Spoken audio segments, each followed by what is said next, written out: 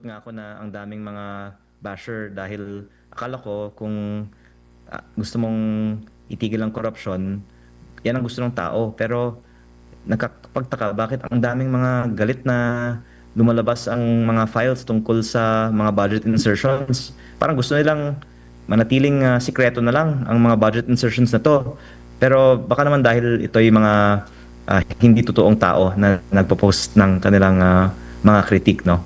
At sa akin naman, alam natin na ang pagsisiwalat nito ay tama. Kaya itutuloy na lang po natin ang ginagawa natin kahit na maraming nagpapayo na delikado ito kasi naniniwala po tayo na ito po ang tama. Heto nga hong pag-usapan natin ngayon mga ka-reaction update ni PH, mismong si Kong Leandro Lebiste, nakakaramdam na rin ho na baka nga hindi naman tao yung mga bumabatikos ho sa kanya na kung kailan ho niyan inilabas yung mga may budget insertion, yung mga, alam niyo na ho, yung may mga sapal sa kanilang pangalan. Doon pa ho nagsisilabas yung mga kritiko dyan na naggagaling-galingan sa social media na bakit daw nilalabas ni Kong Leandro Lebiste ang mga ito. Tulad na lamang ho niyan, ayan o si Kokey. Ayan o, katulad ho niyang si Kokey, isa po yan sa may 150 million budget insertion na dun nga sa party list na sinalihan ho nila mga kabdit. Kahit na magmalinis itong si Kokey, wala na ho, nakadawit na ho yung pangalan niya. Alam na ng taong bayan na isa ho siya sa mga attack dog ng mga Duterte. Kaya pala, maingay pagdating sa mga Duterte, yun pala mga kabdit, may tinatago ho palang baho si Redon. 'Di ba? Mismong yung nanay nga nitong si Kong Leandro Lebiste, mga kabdit, hindi rin ho na nakalusot sa kanya. Nilantad din niya ho na may budget insertion. Etong si, alam niyo na ho, Indian sa Senado. Yung nanay niya ho si Miss Lauren Legarda. O, 'di ba? Tapos itong mga bumabatikos na, tingin po natin mga kabdit, puro bots. Alam po ba natin yung mga bots? Yan po yung mga kino-computer ng mga bayaran. Yung mga katulad ho na itong si Martin Luther King ni Marcos Jr., may binabayaran ho silang isang, ayan, tulad ho na itong hacker, sabihin ho natin ganyan, hacker, o developer ng mga AI. Babayaran ho nila yan, magpapakalat ho silang sobrang daming accounts sa social media. Sasabihin, batikusin nyo itong si, ayan, si Kong Leandro Lebiste. Sabihin, huwag ipakalat o ilantad yung mga papeles na binigay sa kanya ni Yusek Cabral. Ganyan ho yung sinasabi niya na ba't kung kailan nilalantad na ho niya, marami ho nagsasalita pa sa kanya. Yung mga binabayaran ho ng attack dog ni Bobong Jr. na ito mga kabdit, ngayon tumatahol na naman ho kasi. Kaya mismo ho siya, nakakaramdam na ho na hindi naman ho tao yung mga gumagawa nun, kundi mga AI o mga bots. Kaya mga kabdit, pakinggan na ho natin ito naging interview ho sa kanya kung saan marami pa ho talagang senador, congressman yung ilalantad niya, ibubulgar niya na may mga budget insertion dito. Pero basahin muna natin itong nasa kabila mga kabdit. Kailangan niyang tanggapin muna na nagsinungaling siya. Dito po sa sinasabi niyang insertions ko sa 2025 budget, ayan o mga kabdit, malinaw na ho yan. Ayan, lakihan pa ho natin. Dapat umanong aminin ni Batangas Leandro Legarda Lebiste ang pagsisinungaling nito nang sabihin na mayroong 150 million insertion sa national budget. Kasi mga kabdit, itong si Kokey, bumabanat o alam niyo na ho, dinedepensahan nyo ang kanyang sarili. Bakit niya ho dinedepensahan? Kasi nga mga kabdit, kahit na hindi ho siya congressman noong panahon na last year, di ba? Nung hindi pa ho siya congressman noon, kasali ho siya doon sa party list ng may budget insertion na hinati nga daw ho sa dalawa 75 million kada pondo. Doon sa mga kababayan natin dyan sa Camarines Sur, kung meron ho kayo nalalaman patungkol nga dito, na totoo nga bang may mga pinagawandaan dyan pero hanggang ngayon lubak-lubak pa rin, kayo ho yung magpapatunay dyan. Kaya itong mga pagpapahayag nitong si Kokey, mga kabdit, wala ho yan. Kahit depensahan niya ho yung sarili niya, yung kinita niya ho, na bulsa niya, na-enjoy niya na ho yan mga kabdit. Diba? Marami pa hong ilalantad dyan itong si Kong Leandro Lebiste. Marami pa hong madadamay. Marami pa hong mapapangalanan. Kaya mga kabdit, pakinggan ho natin ito naging interview ho sa kanya. Kung bago lang ho kayo sa ating channel mga kabdit, isang like, isang share, isang subscribe lamang ho. Malaking tulong na ho yan. Malaking tulong na ho yan mga kabdit. Kaya react na ho tayo. Sabay-sabay ho tayo mag-react, magbigay ng komento, ng opinion patungkol nga ho dito sa naging interview ni Kong Leandro Lebiste. Kanilang mga kritik, no? At sa akin naman, alam natin ng kanilang mga insertions, then ilalabas natin po ang kanilang mga insertions. Sir, bago lang ulit si Partner Admar, yung mga staff ng office ni former Yusek Cabral, sila po ba'y dumulog sa inyo, sir, humingi ng tulong? Hindi po. At ako po ay naaawa actually sa kanila kasi sila naman po ay mga simpleng empleyado ng gobyerno, pero ngayon hawak nila ang napaka-importanteng impormasyon. At kung ano yung pressure kay Yusek Cabral, baka to some extent ganoon din po sa kanila ngayon. So this is really serious matter, and I hope also why the public can understand bakit hindi namin gustong basta-basta biglang ilabas ito. Kasi kahit noon buhay si Yusek Cabral, iniisip ko kung ilalabas lahat ng mga files na ito, baka kung anong mangyari sa kanya. At nangyari nga po yun last week. Kaya sana po, in any case, maproteksyonan natin ang seguridad ng mga staff ni Yusek Cabral. Opo, Kong, si Admar po ulit. Tanong dito ng ating mga kababayan, dito sa listahan ba na Ito mga kabdita, pabor din ho akong maprotektahan ho sana yung mga, alam niyo na, yung mga naging assistant nitong si Yusek Cabral na kasi alam din ho niyan ng mga tauhan ni Cabral, mga kabdit, yung mga taong nasa likod pa ho ng mga insertion, yung mga proponents ho dyan sa mga nagnanakaw sa gobyerno, meron din hong alam yung mga yan, kaya oras na inisa-isa na rin ho nila yan, mga kabdit. Malaking katotohanan ho lahat talaga. Yung mga binitawan ho ni Kong Leandro Lebiste. Isa pa mga kapatid, kailangan ho mag-ingat nitong si Kong Lebiste kasi hindi ho madali o hindi ho maliit na isda yung kanyang tinutupok ho dito Mga crocodile na ho yung mga nandyan. Pero nasa exciting part pa lang ho tayo. Nagbabanggit pa lang ho siya dyan sa House of the Representatives. Pero hindi lang nga House of the Representatives mga kapatid. Pati ho yung mga senador. Kaya niya hong banggitin.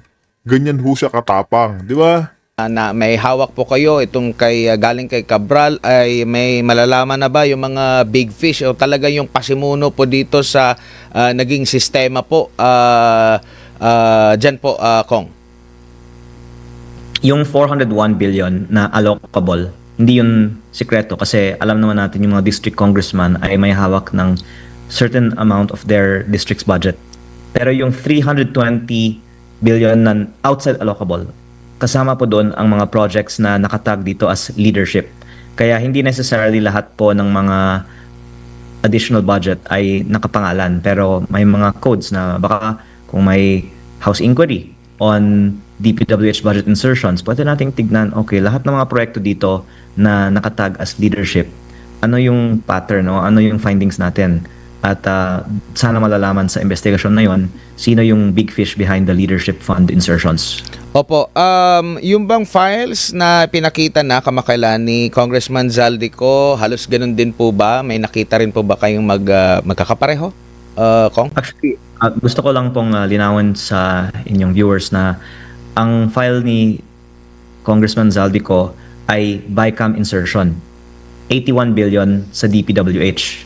At yung file ni Yusek Cabral ay NEP mula sa DPWH pa lang, 721.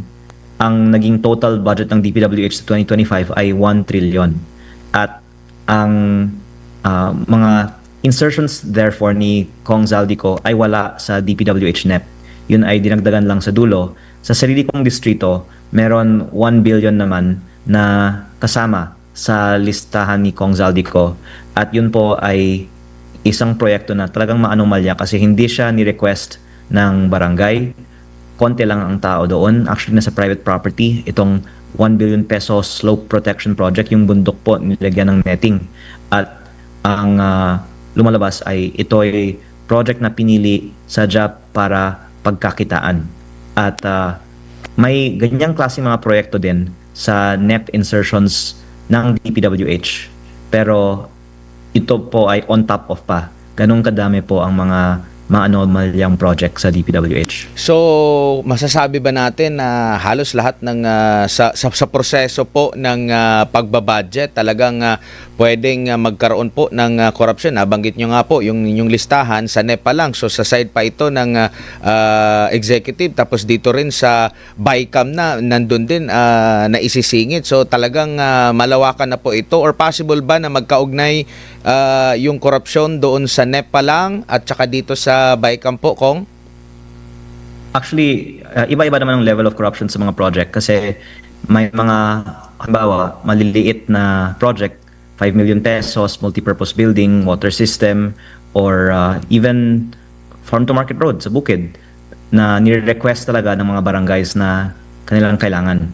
Pero yung mga 300 million, 1 billion peso na mga projects sa lugar na hindi naman nire-request ang mga project na ito, yung mga manomalya, at yun ang nagkakataon na madalas ini-insert sa mga extra budget ng leadership fund o ng BICAM insertion list ni Kong Zaldico. At ang lumalabas po ay on top of the 401 billion na parang yun yung taon-taon ina-allocate sa mga district congressman, biglang lumaki ng 1 trillion pesos yung DPWH budget. Doon po sa extra budget on top of the 401 billion ang mga mas maanumalyang mga proyekto. Opo. Sa nakikita nyo po, kung i-relate natin ito doon sa Bellica ruling ng Supreme Court, marami bang matatamaan dito po sa nabulgar ngayon, Kong? Actually, napakagaling ng mga politiko na noon may post-enactment. Tapos, nagkaroon ng BICAM insertion. Tapos, nung nabuking din po yun, naging NEP insertion na lang. Kaya ako po tinatawagang insertion ito kasi ang mga politiko nga ang proponent pero ang nilalabas ay ang DPWH ang gumawa ng budget. Hanggang ngayon, dinedeny ng DPWH na ang mga politiko ang nagpapasok ng mga proyekto sa National Expenditure Program. At actually, very serious talaga yung misrepresentation ng DPWH na ito. Kasi kahit sa Kongreso, kaming lahat ay hinihingan at nagbibigay ng minimum 150 million peso per congressman. Actually, kanina lang sa Kongreso, sinasabi ko na huwag na nating itago. Alam naman nating lahat na nagsasubmit tayo ng mga listahan. Ayon din sa mga request ng aming mga barangays. Pero ayaw aminin ng ibang mga congressman na may 150 million pesos tayo per year na minimum submission to DPWH. Baka kasi may iilan na hindi maganda naman ang mga ipinapasok sa kanilang 150 million. Pero kung wala naman tayong itatago, dapat nating ipagmalaki saan natin ipinasok itong 150 million. Pero sa mga pangyayari pong ito, Kong, no, sa kabuuan po, meron po ba kayong nakikita or needed pa ba na may isang batas ukol nga po dito sa pagbabudget po natin or ipapanukalang batas or meron ng existing na batas o talagang i-separate na lang po ng tuluyan para maiwasan? Kasi nababahira na po ng masamang imahe, lalo na po sa Kongreso po, Kong, no? Sad to say. Pero kumbaga, lagi kasing nababanggit na sila yung mga pasimuno nito, sila talaga yung nagba-back up niyan. Why not na talagang trabaho lang ng mga nasa Kongreso ay magpanday lang po ng batas at hayaan na lang po yung executive ang talagang manguna dyan sa tulong na rin ng mga mayors para lubos na kumbaga yung trabaho din nila at maiwasan na po ito, Kong. Kakayanin ba or still mahahanapan pa rin yan ng butas po? I agree na dapat yung mga LGUs maging mas involved sa mga projects kasi napansin ko sa aking distrito, mas maganda naman ang quality at presyo ng mga LGU projects. At ang DPWH ay actually may provision sa bagong budget na pwedeng i-devolve na lang sa LGU ang implementation ng certain projects. Pero ito po ay at the option lang ng district. At ang sabi ay karamihan daw ayaw na ang mayor ang gumawa kasi syempre pag sa mayor iba naman kaysa kung sa DPWH na hawak ng congressman. At nakakalungkot po na yun yung nag-i-influence ng decision making natin kung sino yung implementing agency. Ang isang tingin kong ideal solution ay liitin na lang ang budget ng DPWH at palakihin ang national tax allotment na nagbibigay ng funding sa mga LGUs. Pero parang unrealistic yan kasi hindi naman aaprubahan ng Kongreso na bawasan ang sariling budget at palakihin na lang ang budget ng mga LGU. Opo. Sa pag-implement po ng mga projects mula sa mga insertions po, Congressman, pinagpapaalam po ba ito sa lokal na pamahalaan? Kasi marami tayong naririnig, hindi nila alam na meron palang proyekto. Yung iba naman parang nagsiselo sila kasi bakit kung sila ang gagawa ng proyekto, napakaraming proseso na pagdadaanan bago ma-implement yung kanilang desire na na proyekto. Pero pag ay congressman, napakabilis na ma-implement ng project po. Itong nakakatawa ho dito mga kabit, itong mga congressman na ito, yung mga gusto magpa-impeach kay BP Sara, yung mga gusto magpatalsik sa mga Duterte, sila rin ho pala yung mga taong nangungulimbat ng milyon-milyon, bilyon-bilyon dyan sa mga pondo. Kaya yung sinabi nga ni BP Sara noon pa man, mga kabdita, last year pa ho ito sinabi niya na ho na 2 tao lang ang may hawak ng pondo sa ating bansa. Yung mga congressman, sino ho yung mga 2 congressman? Si Saldico ho, at saka si Martin Luther King. Kaya tignan nyo ho kung paano sila magpagawa ng mga proyekto nila, mga kung ano-ano, tapos saan na napupunta, ginogosupon lang. Nabubulsa lang ho nila yung mga pondo. Kaya galit na galit ho sila sa mga Duterte kasi nga, oras na nakaluklok na naman yung mga Duterte, mga kabit, sila na naman po yung tutumpukin ni BP Sara, lalong-lalo na by the year 2028. Naku po yung mga gahaman ho dyan sa kapangyarihan, yung mga gahaman sa kaban ng bayan, yung mga nagnanakaw na congressman, isa-isa ho mabibira yan kay BP Sara. Opo, ang DPWH District Engineering Office ay in many ways really overseen by the district representative at kailangan nga maging mas independent siya sa mga district representative. Opo, Kong, si MJ po ulit. Sir, yung 2026 budget, marami po nagsasabi na dahil booking na ang flood control, yung item na yan, lumipat daw po doon sa farm to market roads at sa MAIP. Anong masasabi niyo doon, Kong, bilang isa po sa member ng 20th Congress? Tama po, yung 255 billion pesos ng flood control nilipat sa una yung pagbayad ng inilipat mula sa PhilHealth. Pangalawa, ang dagdag na 16 billion sa farm to market road, ang 50 billion sa MAIP at iba pang ayuda. At malalaki pa rin po ang natitira sa asphalt overlay na nabanggit ko na din po noon ay kasing overpriced at kasing prone to corruption as flood control.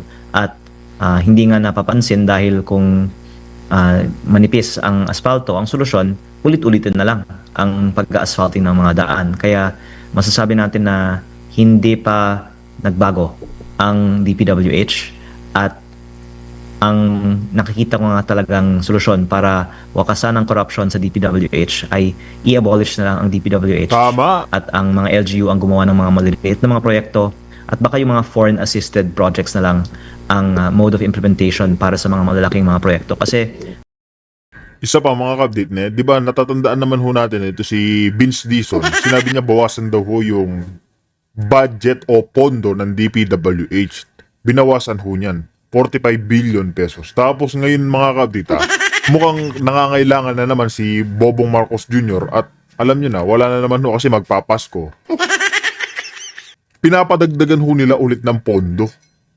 Ano hong ibig sabihin yan? Kailangan na naman ho nila ng kukulimbatin na pera. meron naman mga malalaking project ang DPWH na ang mga contractor ay foreign at ganoon din po ang funding. At noon, malaking porsyento ng DPWH budget ay itong mga major national projects na tunay na nag-boost sa ating ekonomiya. Pero in the past few years, mas lumaki ang porsyento ng mga maliliit na district implemented projects. At actually ito po ang isang payo na ibinigay sa akin ng mga dating opisyal ng gobyerno na dapat nating ibalik ang previous ratio na i-focus ng DPWH yung mga malalaking infrastructure projects kaysa sa yung mga congressman-initiated projects. O kayo mga kabdit, kung tatanungin ho kayo, payag ho ba kayo na itong DPWH i-abolish na lang at mga LGUs na lang ho yung gagawa ng mga proyekto para iwas korupsyon sa ating bansa? Tanong lang ho yan mga ka-update, kung papayag po ba kayo patungkol dito. Kaya mga update, kung meron ho kayo naging opinion, reaction dito sa ating napag-usapan, ukol na rin sa mga, alam nyo na, yung mga kumakalat na AI, mga bots, para manira ng kanilang, katulad ho ni Kong Lebiste, sinisiraan ho, bakit na ilalabas yung mga, alam nyo na, yung mga sekreto, yung mga magnanakaw ho dyan, wala na hong kapupuntahan ang mga iyan. Kaya mga dito na ho natin tatapusin ang ating reaction video.